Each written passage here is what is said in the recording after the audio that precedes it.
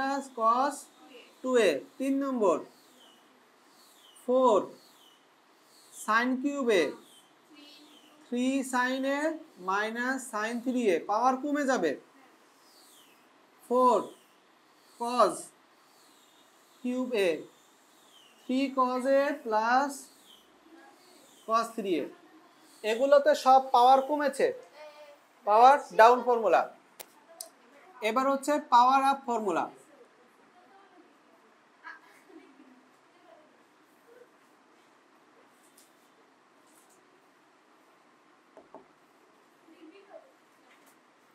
এটার আর একটা নাম হচ্ছে পদ সংকোচন।